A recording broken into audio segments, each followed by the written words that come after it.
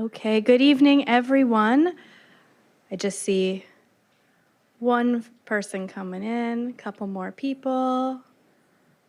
It's kind of like the pot boiling. As soon as, you turn away or start the program, everyone is going to come in. Okay.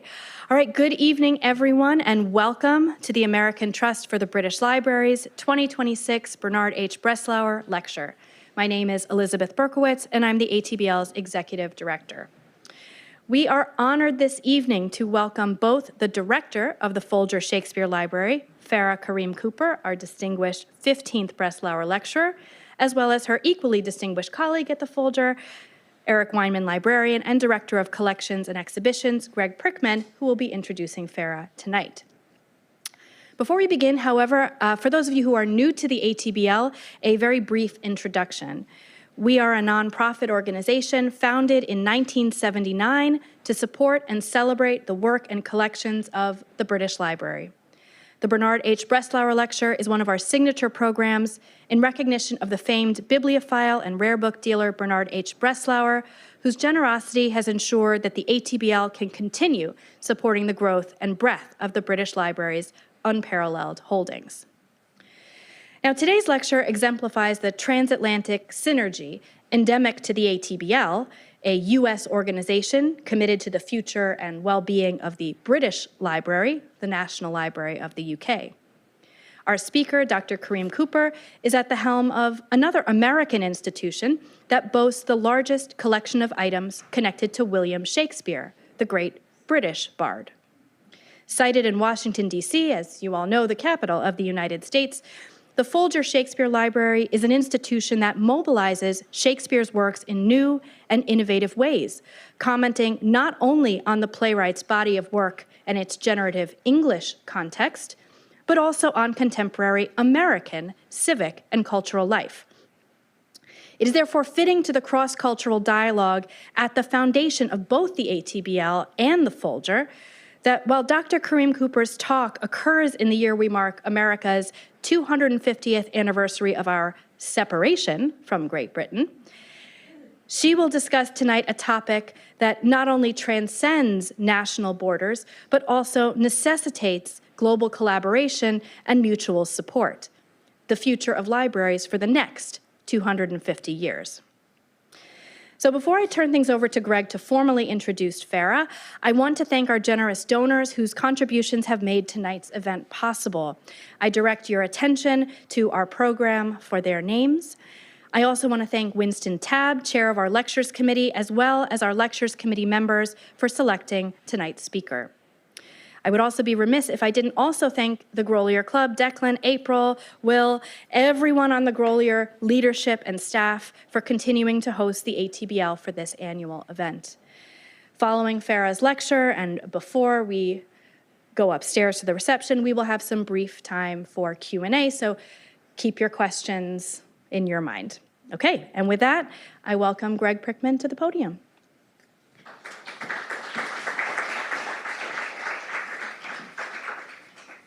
Thank you. Thank you for the invitation to be here. I'm Greg Prickman. I'm the Eric Weinman Librarian and Director of Collections and Exhibitions at the Folger Shakespeare Library. And it is really an honor to be here with you tonight to introduce our speaker, Dr. Farah Karim-Cooper. So first, the facts. Some of this you have in the booklet for tonight, but it's always kind of fun to read it out loud. Dr. Karim-Cooper is the 8th director of the Folger Shakespeare Library in Washington, D.C. The Folger opened in 1932 as a home to the monumental collection of Shakespeare's works and materials from the early modern world amassed by founders Henry and Emily Folger. Today, Dr. Karim-Cooper leads a staff of around 150 who continue to grow and care for the collection, provide opportunities for research and scholarship, program the Folger's Elizabethan-style theater, offer training and classes for educators and students, and operate museum galleries and a cafe. Prior to joining the Folger, Dr. Karim-Cooper was Professor of Shakespeare Studies, King's College London, and Director of Education, Higher Education and Research at Shakespeare's Globe, where she worked for 20 years. While at the Globe, she led the architectural inquiries into early modern theaters as chair of the former Architecture Research Group, overseeing the research into the design and construction of the Sam Wanamaker Playhouse. If you have not been, you need to go. It's a great space. Her professional and scholarly accomplishments are equally impressive. Dr. Karim-Cooper served as president of the Shakespeare Association of America from 2021 to 2022, after serving 5 years on the board of trustees. She is the recipient of the British Shakespeare Association Fellowship Award in 2023 for her contribution to Shakespeare studies and inclusivity. She has published over 40 chapters in books, reviews, and articles. She has published several books on Shakespeare, theater, performance, and culture, including Cosmetics in Shakespearean and Renaissance Drama and The Hand on the Shakespearean Stage, Gesture, Touch, and the Spectacle of Dismemberment. Her book, The Great White Bard, Shakespeare, Race, and the Future from 2023 was voted top 100 books of 2023 by Time Magazine, NPR, and The New Yorker. And her most recent book, All the World's Your Stage, Shakespeare for Today, is written specifically for children ages 9 to 12 and was published in November 2025 by DK Publishers in the UK and Penguin Random House in the United States. So those are the facts. And there's a through line to this story, one built from research, historical practices, theater and performance, writing, speaking, communicating, and sharing. It is a story of collaboration and curiosity and a steadfast commitment to sources and materials. All of this prepared Farah, as few have ever been, to take on the directorship of a place like the Folger Shakespeare Library, with its dynamic mix of activities and audiences. Well, it perhaps is an understatement to say that she joined the Folger at a, let's call it an interesting time. She inherited the post actually from yours truly after I served for several months as interim director. I knew the whole time I had one job: get this place into Farah's hands. And I hope I fulfilled that mission. At that point, we were only a handful of months removed from reopening following a massive construction and renovation project, which had closed the Folger for 4.5 years. While visitors streamed through our exhibition halls and made eager use of the Wi-Fi in our new cafe, Farah took stock of what it meant to be the Folger today. She listened, and that really means something. She listens, and then she reflects, she consults, and she leads. Slowly, the Folger emerged from its self-inflicted exile and re-engaged with our users and audiences in a world that had dramatically changed around us. There was certainty underlying the goals of the construction project, such as expanded access, public amenities, and creating new opportunities to meet new audiences. As Farah established herself as director, that certainty had already given way to new questions. In the face of political and social upheaval, who needs Shakespeare? Who will come to Washington, D.C., either to visit as a tourist or to spend time as a researcher? And what do library collections mean to a world determined to find the quickest, easiest, and most homogeneous solutions, regardless of their reliability or anchoring in truth? These are just a sampling of the pressures on cultural heritage institutions today. There certainly are many others. For instance, as we were navigating this new reality, one of our primary partners across the ocean, the British Library, was reeling from the devastating cyber attack that damaged systems and data relied upon by scholars and librarians around the world. The only way through is together, and the Folger remains a supportive partner and a close collaborator, including the joint effort between our organizations to reestablish access to the English short title catalog, an essential resource for our work and our shared missions. Farah's years in England have given her a deep appreciation for these transatlantic partnerships, and we are eager to perpetuate them and take an active role in their evolution. The library that Farah directs today is built upon the foundation established by Henry and Emily Folger. We are nearing the 100th anniversary of the opening of their great accomplishment, the Folger Shakespeare Library. The Folgers spent their lives and their fortunes amassing the world's preeminent collection of material related to Shakespeare and his world, not to revel in the glory of what they had done, but to draw dispersed books, manuscripts, prints, and artwork together. Their goal was to enable others, not themselves, to make discoveries and create new knowledge about Shakespeare. That work goes on. But Farah is leading us to its natural extension. Given what we know and what we have discovered about Shakespeare, how can we facilitate its use for the common good of our society and our democracy? Well, this is a big question. One that speaks to the very heart of what it means to be a library, not just for today, but for the centuries to come. It's a question that needs a deeply engaged thinker, a hands-on practitioner, and a creative communicator. I think it probably helps to also have a devious sense of humor and a warm and generous spirit. We're fortunate to have that person here with us tonight to consider for us the role of libraries in the next 250 years, Dr. Farah Karim-Cooper.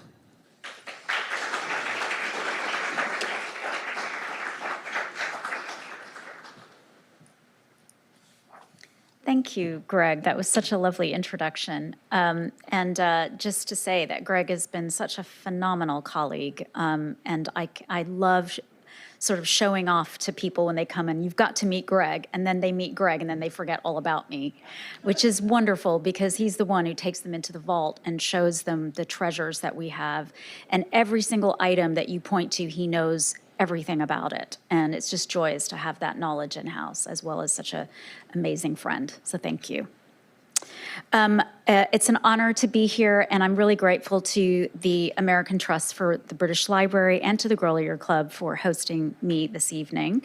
The British Library was my home away from home. I spent many years from the age of 24 when I went over to England to do my master's degree, all the way until age 29 years later, when I left England and came here to direct the Folger. So it's just such a pleasure to be among other people who love that institution.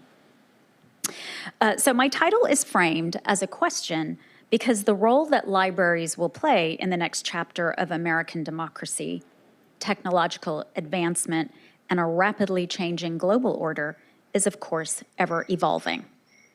Yet I believe librarians and cultural leaders will have a significant, if not transformative, role to play in shaping the future of knowledge acquisition, knowledge generation, and interpretation. And interpretation is a kind of key theme. This evening, I'd like to share with you some ideas that have been surfacing from our recent programming and thought experiments at the Folger Shakespeare Library. I will make statements that sound perfectly obvious to all of you, I'm sure, so please bear with me, such as libraries are custodians of humanistic inquiry, providing access to primary sources and bridging the gap between the community and knowledge. We all know this is the case. But I've been asked very often, and in recent months, a kind of disturbing question. Are libraries going to be relevant in the age of AI? And this is a genuine question and concern and fear for many. A 2025 Library Insights report and a Journal of Public Health study from 2026 indicate that libraries are among the most or even last remaining trusted public institutions in America. The latter report confirming that they are seen as community institutions and effective third spaces. Being from Texas, I was very curious about what the temperature was there because of the book banning movement in some conservative states. So I did a little bit of digging. In fact, and to my delight, Texans who were surveyed are 95% in favor of libraries and to access to uncensored information. So the picture isn't bleak, everyone, at least not at present. Thus, my answer is not only yes, libraries will be relevant, but more significantly, libraries will be profoundly essential. They will be seen as indispensable institutions and as rare harbors of lived experience, where one can encounter the experiential and read or engage with content that accounts for hundreds of years of human experience. They will function as custodians of foundational truth and provide a roadmap for critical literacy, meaning the intellectual, artistic, historical, and cognitive tools necessary for knowledge acquisition, discerning information, and maintaining the fabric of, yes, democracy. So I'd like to share a couple of points first to contextualize my discussion. I want to reflect on the idea of third places, or as some refer to it, third spaces. Oh, there's my title page. I'll just go back to here first. This concept was introduced by Ray Oldenburg in his 1989 publication, The Great Good Place. And it suggests that to live a balanced, happy life, people need engagement in three realms. The first is home, the second is work, and the third, places. In the third place, or space, we can find, he argued, a setting for informal public life, offering connection, community, and sociability. Furthermore, they provide often common interests and have the potential to foster civic engagement, providing even, quote, the societal glue necessary for community. Shakespeare's play, As You Like It, provides a wonderful example of such a space, even though this idea was only identified as a concept in the 1980s. Shakespeare's festive comedies often illustrate the you knew I was going to talk about Shakespeare, didn't you? Shakespeare's festive comedies often illustrate the necessity and existence of third places as having long been rooted in human need. The forest, in As You Like It, is balanced against the city, where the urban values of commerce, the rule of law, and patriarchal structures tend to dominate. The rightful duke is usurped and banished to the forest of Arden by his brother. But when we meet the banished duke, we see that he inhabits a sort of third place, the green world, a term Shakespeare critics use to refer to the rural settings of Shakespearean comedy. When we meet the duke, his words capture a rather rare moment, when common good and common interests seem utterly attainable. Now, I worked in a theater for 20 years, but I'm not an actor. So bear with me when I read this quotation. Now, my co-mates and brothers in exile, hath not old custom made this life more sweet than that of painted pomp? Are not these woods more free from peril and the envious court?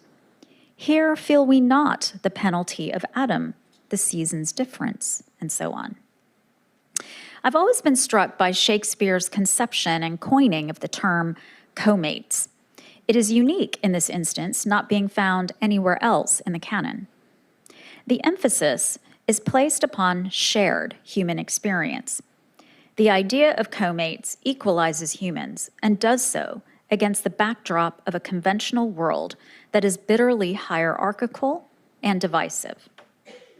The woods then become naturally encoded with a sense of community, inclusion, and equality, where everyone is welcome. Now, we see this when Orlando, looking for food and support for the older Adam, threatens the Duke and his party. But the Duke responds not with aggression or violence, but with hospitality and warmth, providing the sense of belonging that Orlando couldn't find anywhere else. Research tells us that people's perception or feelings of security and confidence are enhanced in such spaces, and that post-pandemic, the need for these emotions are ever increasing, loneliness being the other killer during those years. Theaters, museums, performing arts venues, libraries, and community centers, therefore, become important third spaces or places in a variety of different ways. Now, libraries have long had a part to play in generating a range of intellectual and creative experiences, in addition to providing access to information. But this role is only going to increase as time motors forward. Already, many libraries have shifted from traditional top-down service models to visitor-driven approaches and offer not only a means for accessing information or historical research, but also provide a model of interpretation and utility. I'm encouraged to discover that libraries have not grown out of favor with rising generations, many of whom mistrust other forms of institutional authority. It is no surprise that young people who were isolated in their final years of school or college are seeking connection, even while they busy themselves in isolated activities. That paradox is a bit strange, but it's real. While technology can be accessed from anywhere, many are retreating to third places like libraries to participate in programs or engage in a variety of intellectual and creative content, to do their own research, etc.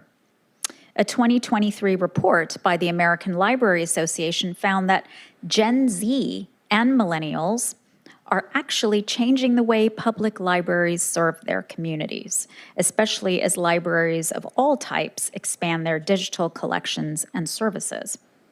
It found, in fact, that Gen Z and millennials make up the largest cohort of users across the United States, which just was shocking to me. Not shocking, it should be shocking, it's not shocking. My daughter's Gen Z, so. It found that they were the largest cohort across the United States, and curiously, it also observes that technology even feeds the desire to access libraries. Take historical fiction programming on Netflix, for example. When Bridgerton became a hit TV show, print sales of the original novels and ebooks sales skyrocketed. Equally influential, other than TV programming, are social media book reviews and influencers and bloggers. When I published my trade book, The Great White Bard, in 2023, I was pleasantly surprised by how many book podcasts there were and the number of followers that they inspire amongst the younger generations.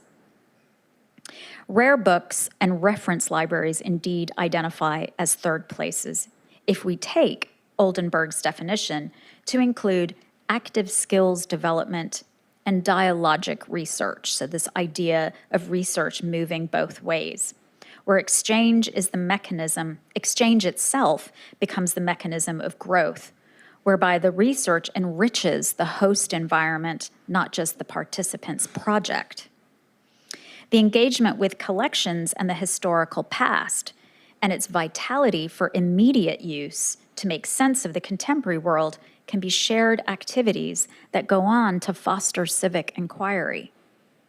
Libraries like the Folger and the Newbery are strengthening their roles as third places, building diverse communities of learning and spotlighting deep research as publicly consumable and useful. They're enhancing accessibility to their collections and providing spaces for quiet research, as well as spaces that encourage conversation and connection. Another point of context is the information environment and the decline of knowledge economies. So I'm going to go into a little depressing scenario here, but bear with me. Theorists for decades have observed that a robust and functional information environment is integral to a healthy democracy. In The Constitution of Knowledge, A Defense of Truth, Jonathan Roche argues that for knowledge to thrive, people need to maintain a shared reality, a condition immeasurably crucial for the testing of ideas. Knowledge emerges from contestation, this shared sense of truth, and only when it feels safe to debate, argue, disagree, contend, insist on second drafts, second thoughts, second opinions, would we really come to realize that we might know something. After an $80 million renovation that expanded the Folger's mission, we have a broader public visiting, and institutions like ours can provide access to tools for truth-seeking and knowledge-making in a world where the arts and humanities have been devalued, where expertise has become broadly distrusted, and where information has become increasingly harder to decipher, and where society might be seen as less critically literate than before. Studies have shown that in America, at least, the generation just graduating from high school are cognitively less skilled than their parents' generation for the first time in history. Now, some educational psychologists attribute this to ed tech, the amount of time students spend in front of screens at school as well as at home. It's a controversial topic, and I'm not an ed psychologist, but I'm just giving you the facts. Ideas distilled into phrases on social media platforms and dispersed are becoming ineffective, unreliable, and dangerous ways of acquiring, producing, and reproducing knowledge. It has become an economy of opinion, not knowledge. So what role should libraries play in the effort to move society forward through such cultural terrain and ensure its own existence in the next 250? I don't have the answer for you, but I have some theories. It must intervene into a space that encourages, the space itself that already encourages a tribalistic approach to knowledge, and that is unable to detect when information has been manipulated, and that devalues the idea that humanistic inquiry is a necessary partner to scientific inquiry, or even that scientific inquiry may no longer be a valuable endeavor. The tools that can be surfaced from a capacious body of historical texts, such as what we have in the Folger, will become more valued in the social environment itself. Manipulation of information is nothing new. Shakespeare illustrates its mechanics in plays like Macbeth, Othello, and Richard III, for example.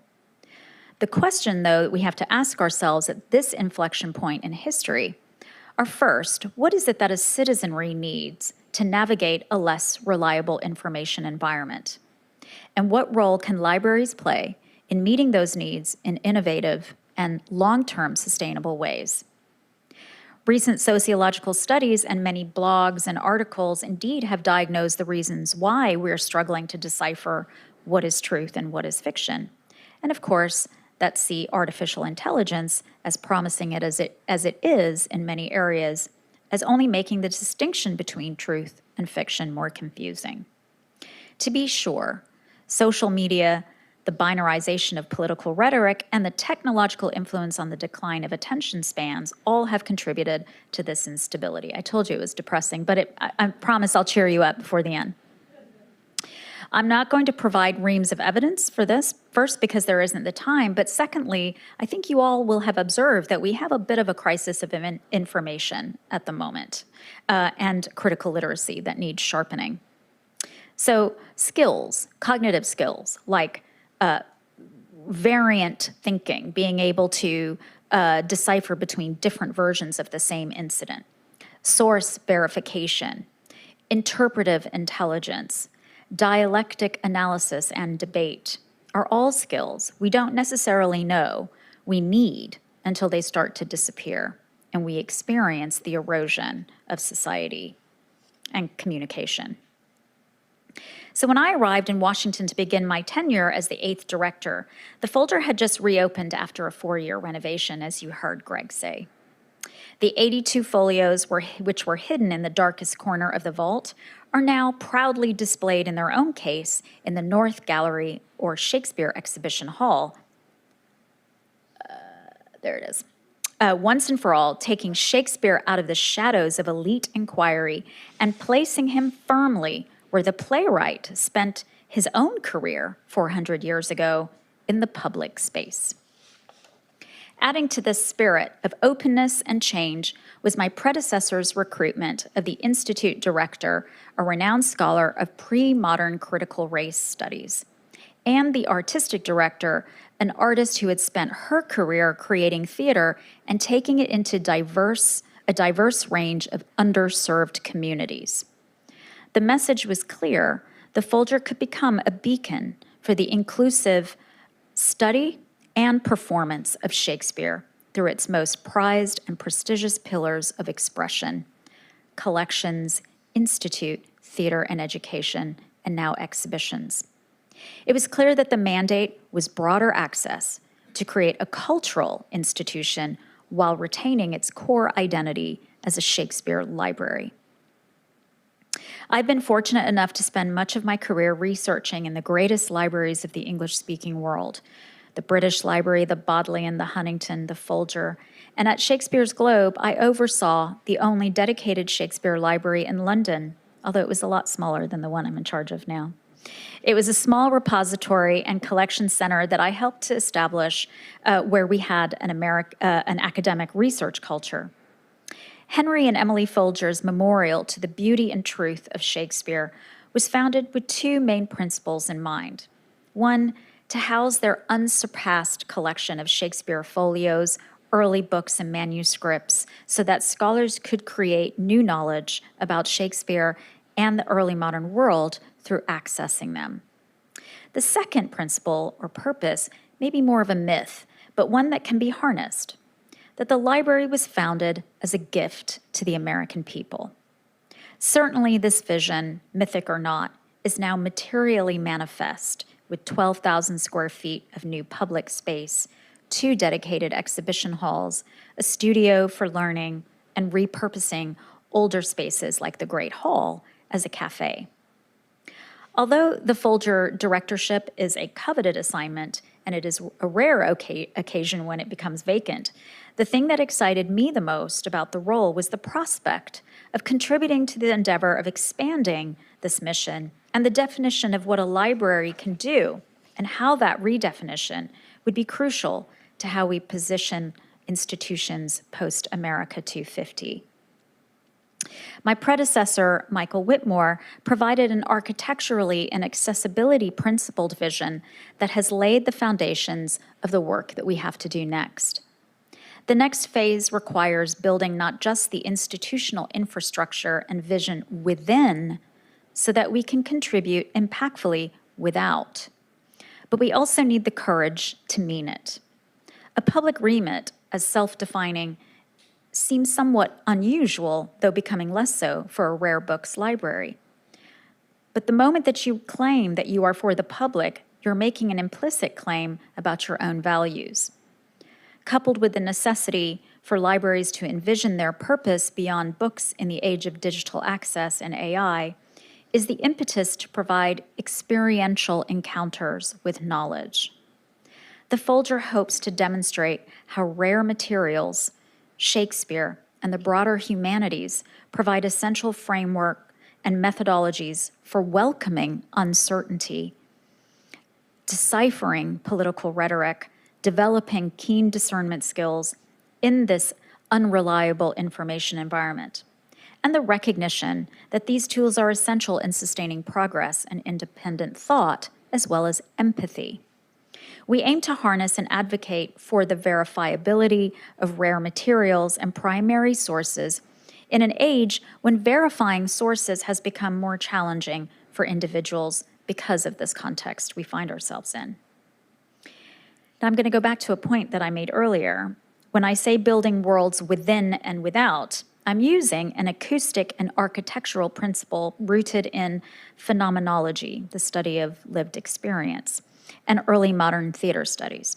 It's useful to invoke the work of the scholar Bruce Smith here, who described the within and without concept through his analysis of the movement of air in the early modern theater. He saw 3 containers: the tiring house, the amphitheater, and the human body.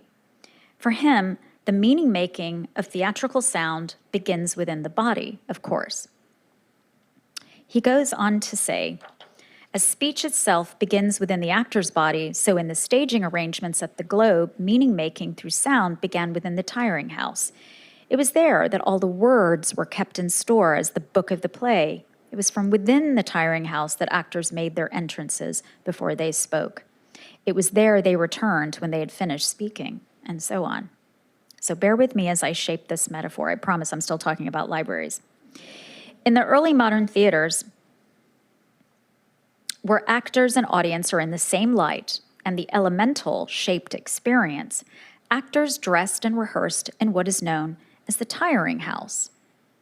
Within the within space, it is where instruments were hung on hooks, where big chests full of costumes and props were stored, where the plot of the play or the description of who goes on and what stage directions was hung on the wall in front of the doors to the stage, where the actors did their quick changes, donned their hair and makeup, assisted by tire women, and tire means retiring or also attiring, and where they paced nervously, listening for their cues, the grates, the tiring house doors. The space was equipped with 3 of these doors, 2 side entrances and a central opening, used for mass entrances and large props. Within the tiring house, there are a range of expert skills at work: line learning, reading, deciphering, dressing, applying makeup, sewing, buttoning, starching, wig making. It required collaborative engagement and ecosystemic thinking, where people recognized skills and expertise of their colleagues and decided together what and how content would be shared. It is purely generative and facilitating human transformation, where actors become characters and raw materials become meaning. Early modern theater, in its very practice, required a mutual commitment among people of diverse backgrounds toward shared goals, which is actually the definition of civic pluralism.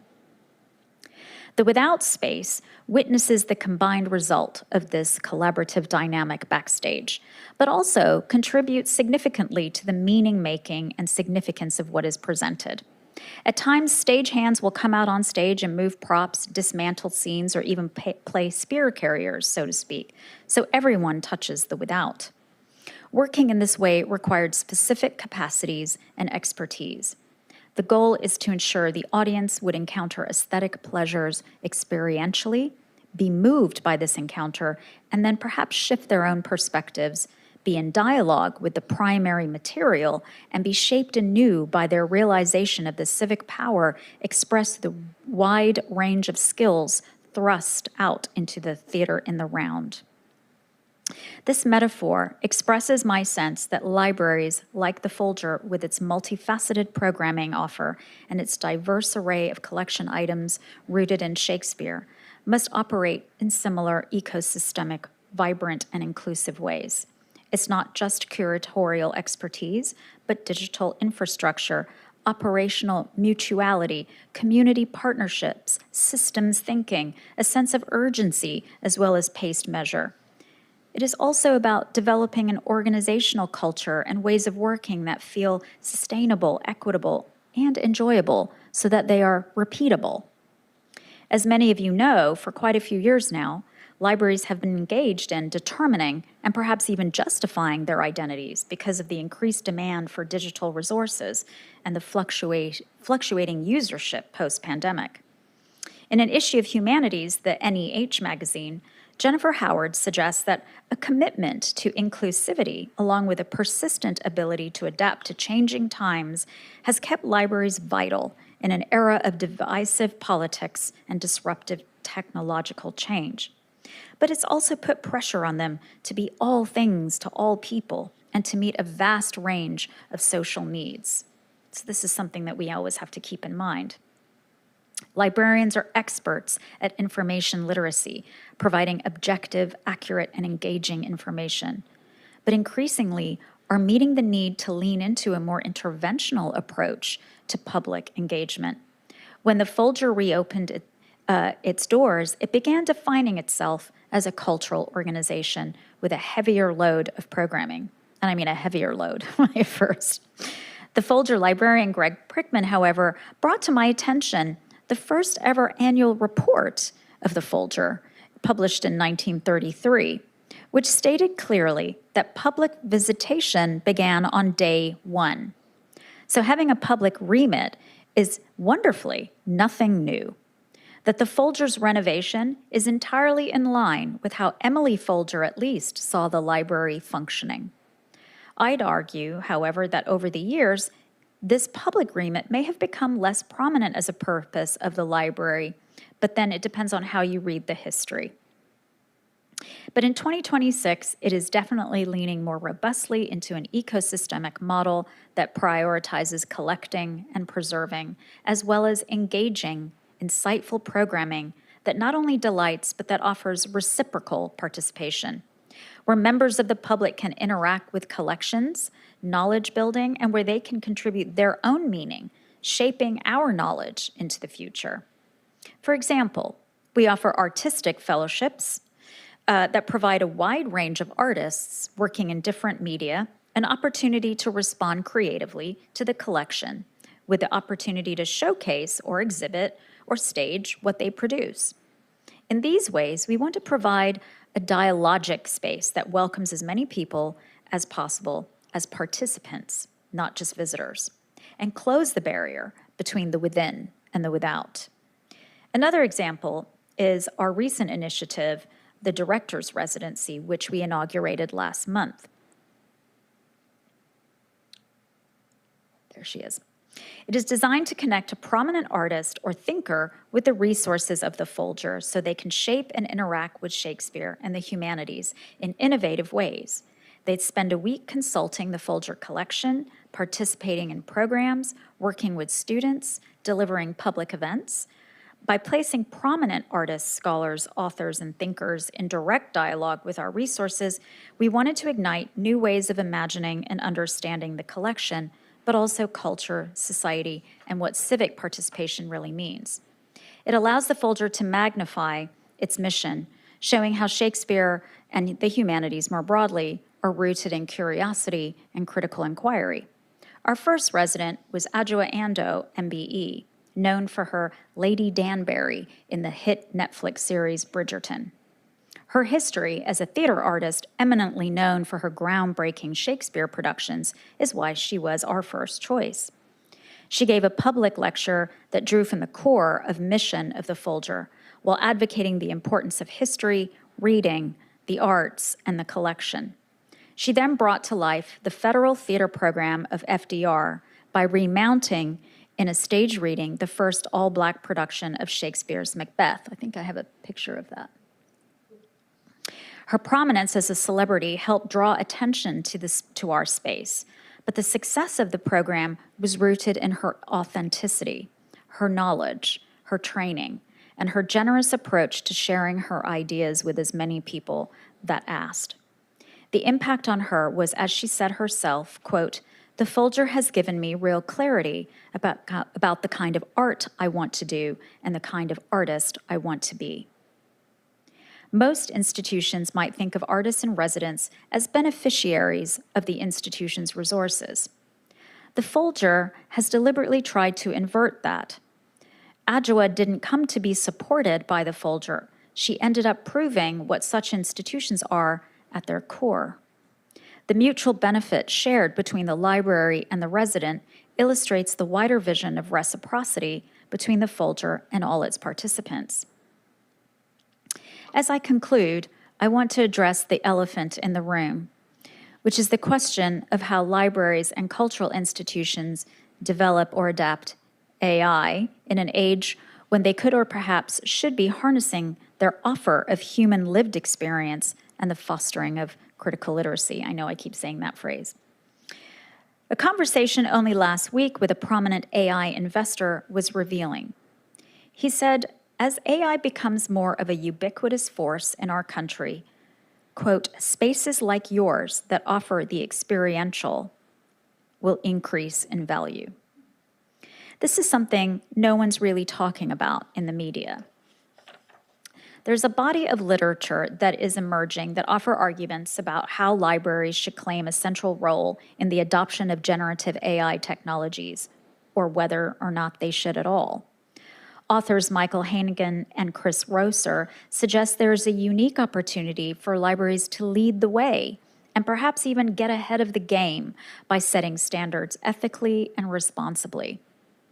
Others have interrogated the hyperbolic promise of AI as some sort of thinking machine and expressed concerns about the sustainability of citational practice, fair use, and authority, fear of source obfuscation, and hallucination, which is when AI makes stuff up, basically.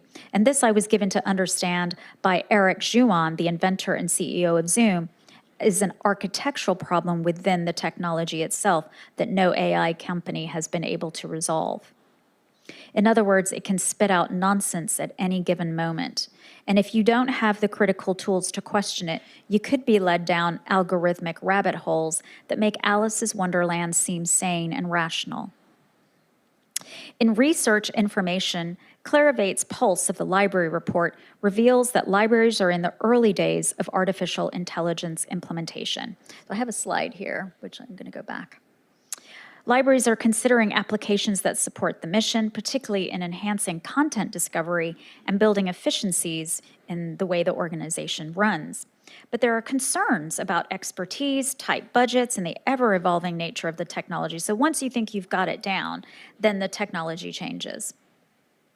A survey of over 1,500 libraries was conducted, and key findings include that most libraries do have an AI plan in place or one in progress.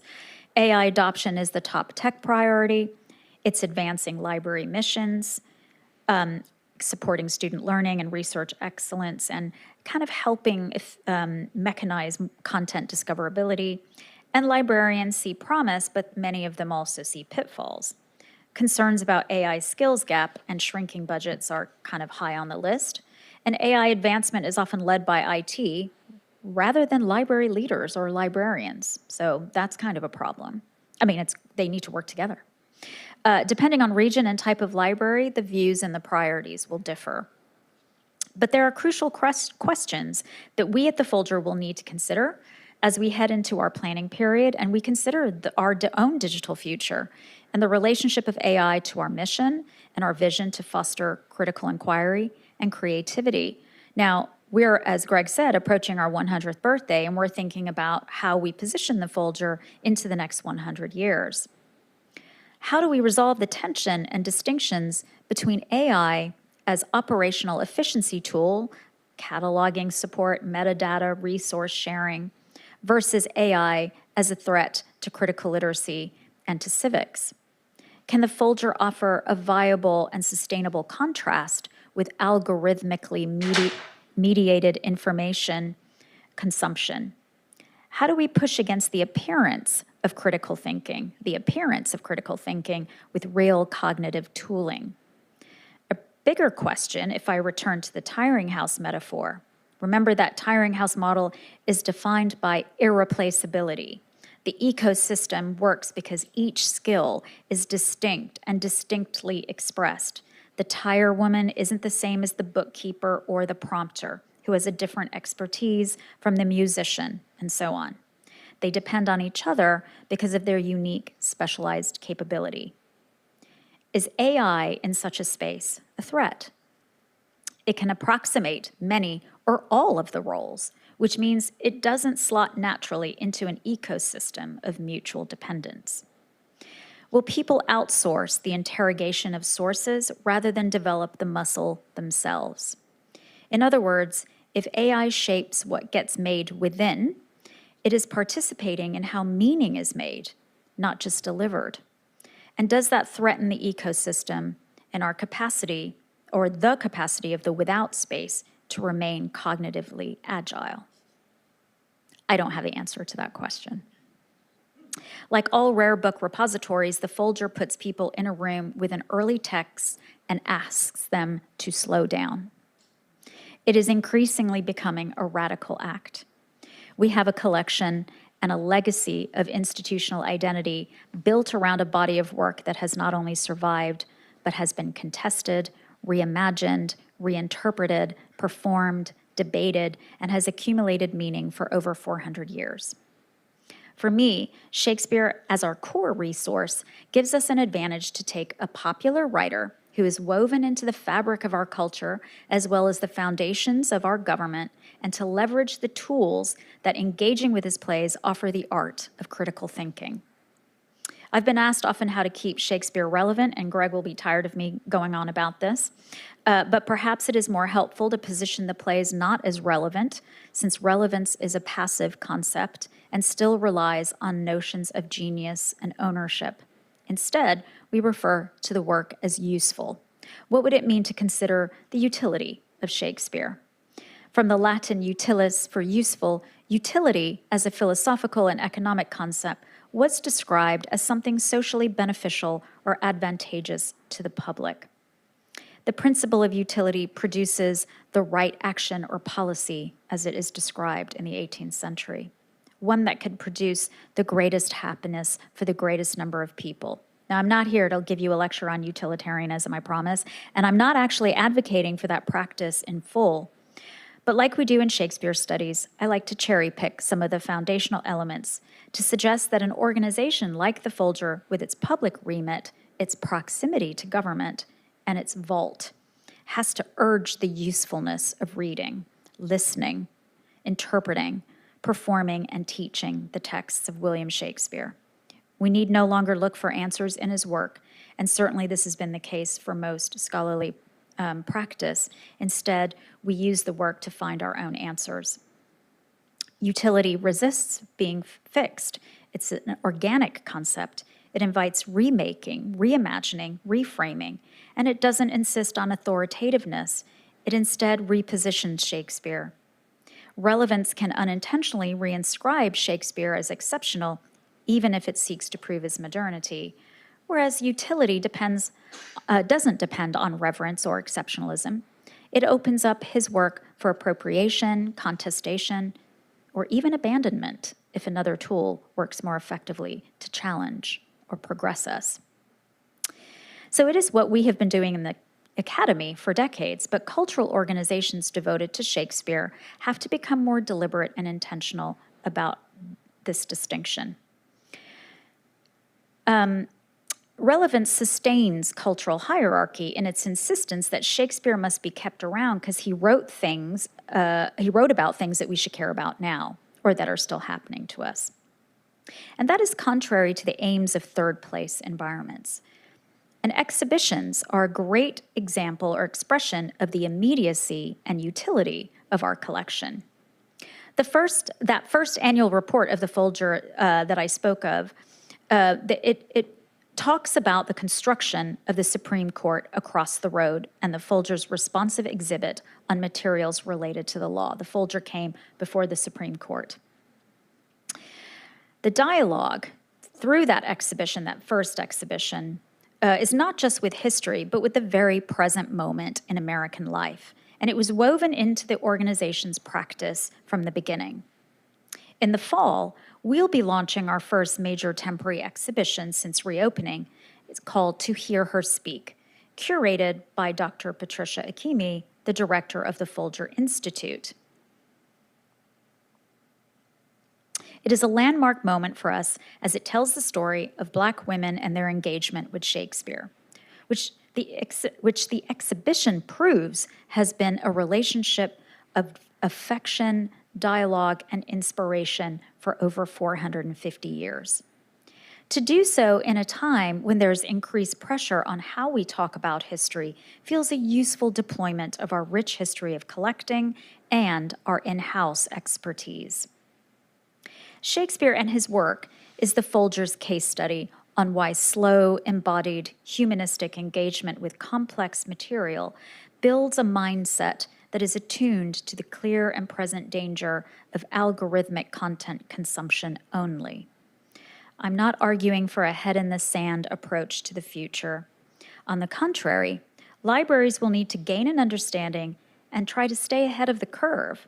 But if these most trusted institutions are to survive into the next chapter of American civic life, then they need to be an active part of the sustainability strategy of American civic life itself by building welcoming spaces, dynamic content, participation in programming, community outreach, and access to tangible books, all of which proactively equip people with the skills needed to navigate an uncertain future. Thank you.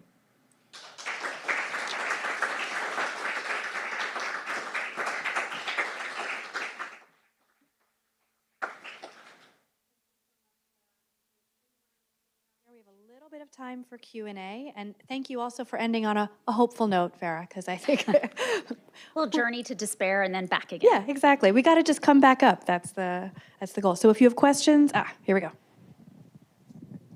Thank you so much for that. One of the things I thought you did so beautifully was present the Folger as a space of contestation, and Shakespeare as well. And I just am curious, as you've stepped into this role, how you think about the presentation of Shakespeare. This is a room of people who are ready for this, who are ready to think about the ways in which Shakespeare can be problematized, and think about Shakespeare and the legacy of him. Yeah. How do you balance that with the fact that, from a civics and an education perspective, we have a growing generation of students who don't have the chance necessarily, much less the sort of willpower to sit down and read him and then learn to problematize him. So how do you think about that challenge? Yeah, that's a really great question. I mean, the challenge of sort of the generation not necessarily having the will to engage with this material in this way is something that I think Shakespeare institutions and certainly Shakespeare teachers have been dealing with for a long time. I remember my teacher in my high school back in the 80s struggling to get everybody to kind of focus on what this is. One of the things that the Folger does really beautifully, and long before I arrived, is to work with teachers nationally to be able to equip them with some of these tools.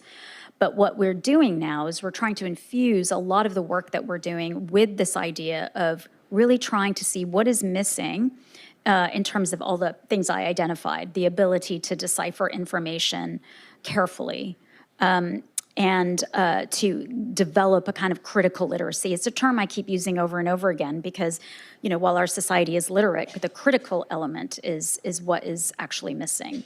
Being able to do that with Shakespeare in really creative ways and get the students to actually engage with it, to ask them to contest the material themselves, has been a really exciting thing, and we've seen a lot of that at the Folger. We have a group of students who come in called the Lily McKee Fellows, and they spend was it a couple months at the Folger, and they spent some time in the conservation lab. And one student got so fired up about it, he contacted the head of conservation and asked, "How do I get into this kind of work?" So that was just a really exciting way of kind of leveraging our collection. But I think the question of there's been a group of people who've been trying to take Shakespeare down off the plinth for quite some time. And that is done through a variety of ways. I mean, popular culture has been a really great way to capture the attention of a lot of people. And we certainly saw that when Hamnet came out. And all of a sudden, there was this great interest in Shakespeare. I remember in 2000, Shakespeare being considered man of the millennium. So for some reason, he's always had this popular leverage. And part of the reason for that is because that's how he started in his career. So I'm not so worried about people moving away from Shakespeare in the way that I was 10 years ago, maybe, because I'm still seeing a lot of activity in that space. I'm seeing teachers asking us to provide them with tools to help young people engage with Shakespeare. I'm seeing young people come through our doors and get super excited about speeches from Romeo and Juliet. So I actually am not too worried about that. I'm more worried about those missing tools that they need to look at the other content that everyone's reading. So when you see something online and you think that means that's telling you a truth about a particular political figure, you might have to have some skills to interpret whether or not that source is reliable. That's what's missing. That's the thing I'm the most worried about. I think Shakespeare's going to be here for another 400 years.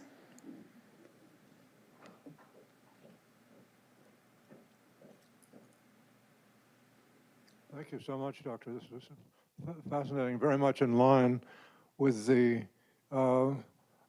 concept of the American Trust for British Library, which wants to be universal in its mission, not only with the UK, but in the US.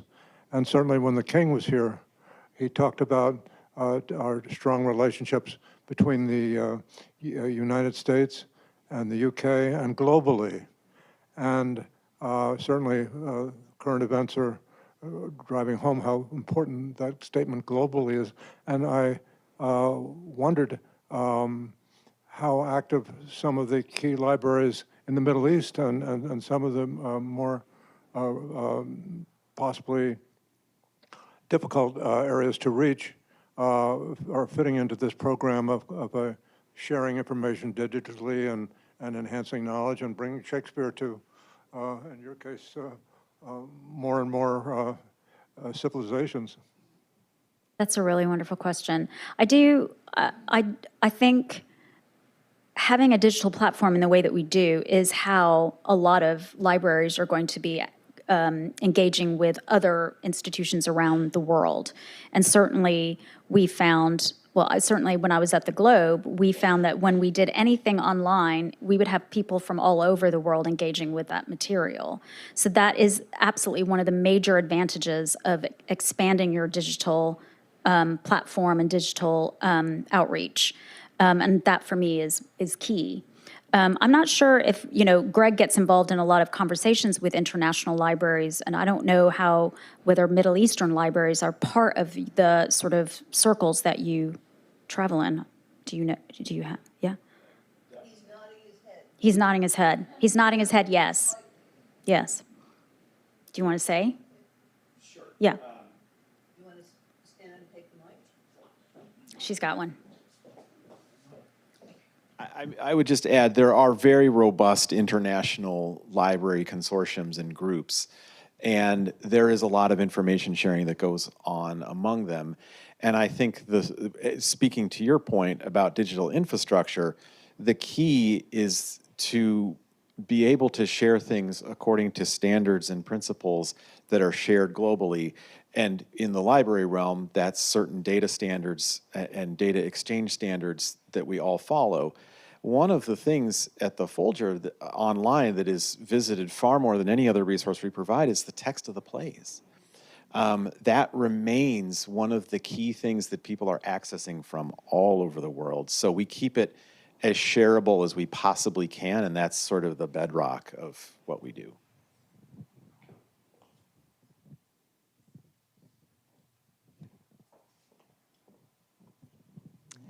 So a little backstory. I'd just driven up Pikes Peak, a completely hair-raising experience in homage to Isabella Bird. But this was 1991, and I had NPR on my radio, and it was Tim Berners-Lee, this was 2 years after the WWW was invented by him and his partner.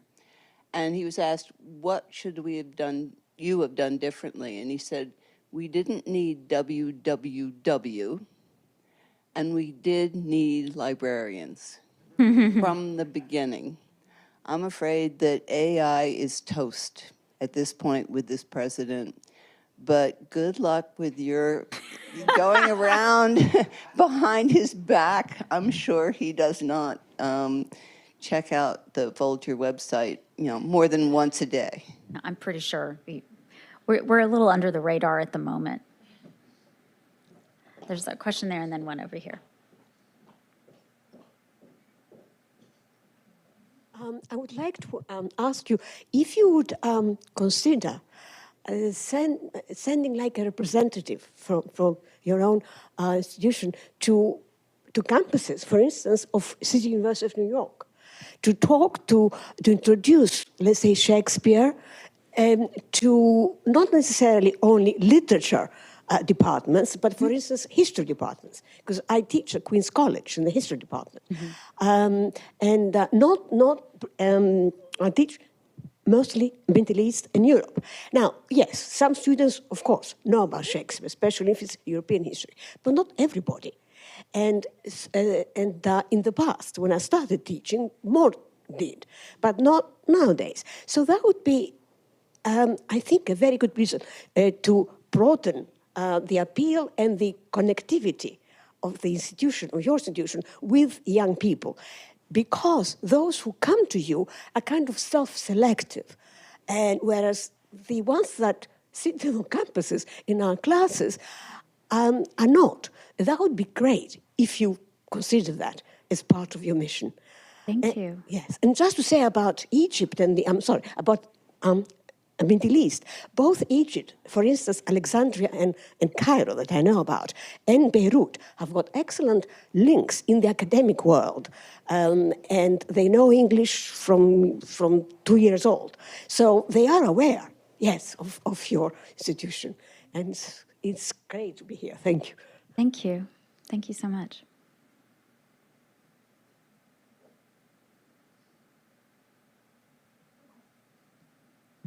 I would love to hear about your funding.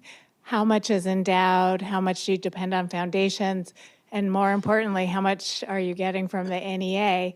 And in conjunction, to commend you for putting on this upcoming exhibition, which looks very important and interesting and should not be radical in any way, but may very well be construed that way in the current situation. I'd just love to hear your ideas about that. Thank you so much. Well, we do not rely on government funding. We are attached to a college, to Amherst College, many of you might know.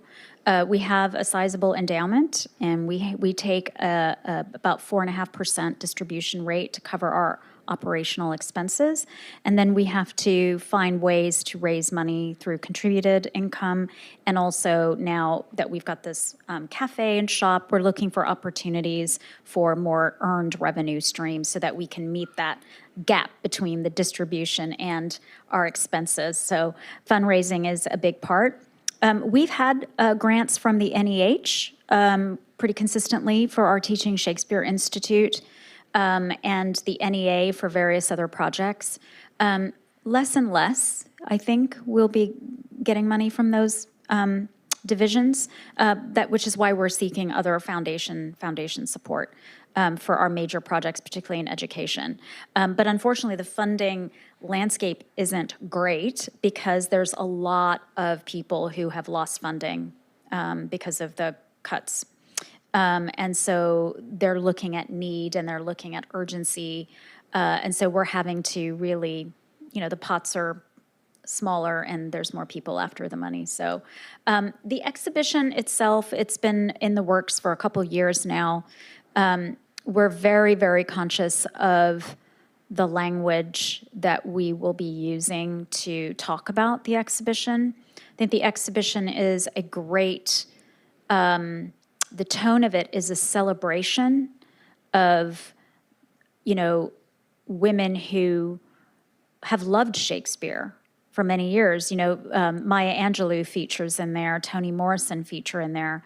And these are people who have incorporated and had dialogue with Shakespeare and developed their own sort of approach to meaning making through that relationship. And that's really what we're showcasing, as well as fabulous costumes in a Royal Shakespeare Company production of Much Ado About Nothing, which was set in Afrofuturism. And the designer of those costumes also designed Beyonce's costume. So we're kind of excited about getting those costumes. So we're going to do our very best to just be really true to tell the authentic story, to showcase our exhibition, and to showcase the expertise in the collection. Wish us luck. We have time for one more question, if anyone wants to close us out. Anyone? All right, thank you so much. Thank you.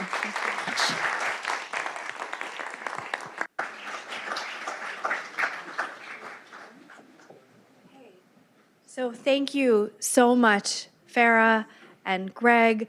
This was truly a thought-provoking and frankly inspirational for so many of us to sort of think about, okay, there's good stuff on the horizon. I feel like sometimes when things feel more bleak, it is always good to know that there is hope and there is innovative work that is being done to sort of think proactively about what the next 250 years or even just the next 5 years might look like. Start with that. Let's start with 5. So for everyone else, thank you so much for joining us this evening. We invite those of you here physically in person to come on upstairs for a light reception. And for those of you who are tuning in on our live stream, thank you so much for joining us virtually from wherever you are. And yes, have a wonderful evening. Yes. Sure. 10 years ago, when Winston Tabb did a Breslauer lecture, which is one of my life in libraries. Yes. So it's a good. Facilitator for this Yes, amazing. All right, thank you.